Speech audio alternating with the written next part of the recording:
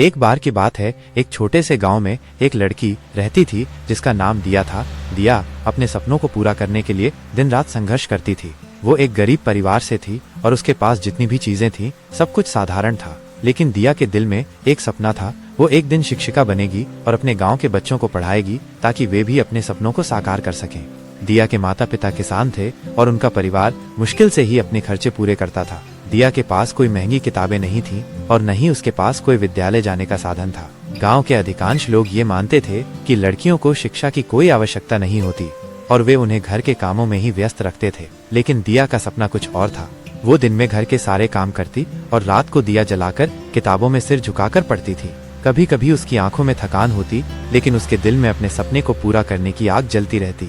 वो जानती थी कि इस रास्ते में मुश्किलें आएंगी, लेकिन उसने कभी हार मानने का नाम नहीं लिया। एक दिन गांव में एक तूफान आया। सब लोग अपने अपने घरों में सुरक्षित हो गए, लेकिन दिया अपने कमरे में बैठकर पढ़ाई कर रही थी। अचानक हवा इतनी तेज हो गई कि उसकी छोटी सी झोपड़ी के छप्पर उड़ गए। दिया घबराई नहीं, बल्कि उसने अपने सभी जरूरी सामान को संभाल लिया और घर के बाहर निकल आई। गांव के बाकी लोग भी डर के मारे घरों से बाहर आ गए थे।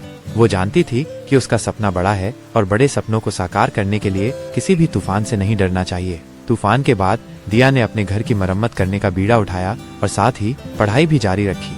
इस संघर्ष ने उसे और भी मजबूत बना दिया। समय के साथ दिया ने अपने गांव के बच्चों को पढ़ाना शुरू किया। वो बच्चों को मुफ्त में शिक्षा देने लगी और धीरे धीरे उसकी मेहनत रंग लाने लगी। गांव में रहने वाले लोग उसे शिक्षा देने के लिए आने लगे। लेकिन इसका मतलब ये नहीं था कि उसकी यात्रा आसान थी। उसने बहुत कठिनाइयों का सामना किया। संसाधनों की कमी, बच्चों की ध्यान की कमी और सबसे बड़ा चुनौती थी गांव के कुछ लोगों की सोच, जो ये मानते थे कि लड़कियों को पढ़ने लिखने की कोई आवश्यकता नहीं थी। लेकिन दिया ने कभी हार नहीं मानी। वो बच्चों को शिक्षा देती रही और धीरे धीरे गांव में उसकी प्रतिष्ठा बढ़ने लगी। उसकी मेहनत और संघर्ष ने उसे उस स्थिति तक पहुंचाया जहां वो गांव की सबसे बड़ी शिक्षिका बन गई। दिया की सफलता की राह में एक और तूफान आया। इस बार ये तूफान बाहरी दुनिया से था। एक बड़ी संस्था ने दिया से संपर्क किया और उसे अपने स्कूल में नौकरी देने का प्रस्ताव दिया। ये एक सुनहरा अवसर था, लेकिन दिया के मन में एक सवाल था, क्या उसे अपने गांव से दूर जाना चाहिए? लेकिन दिया ने महसूस किया कि अगर वो बाहर जाकर और भी अच्छे से काम करेगी तो वो और अधिक बच्चों की मदद कर पाएगी। उसने एक साहसिक निर्णय लिया और उस प्रस्ताव को स्वीकार किया। उसने अपना गांव छोड़ा, लेकिन अपने गांव के बच्चों को कभी नहीं भुलाया। वो नई जगह पर पहुंची, लेकिन वहां भी उसे संघर्षों का सामना करना पड़ा। लेकिन दिया के पास अपने सपने को पूरा करने का जुनून था। उसने अपनी मेहनत से स्कूल में एक बदलाव लाया और धीरे धीरे बच्चों के जीवन में सुधार करना शुरू कर दिया। कुछ वर्षों बाद दिया की सफलता की कहानी पूरे राज्य में फैलने लगी। वो अब सिर्फ एक शिक्षिका नहीं, बल्कि एक प्रेरणा बन चुकी थी। उसे न केवल अपनी कड़ी मेहनत के लिए सम्मान मिला, बल्कि वो समाज में बदलाव लाने वाली एक बड़ी हस्ती बन गई।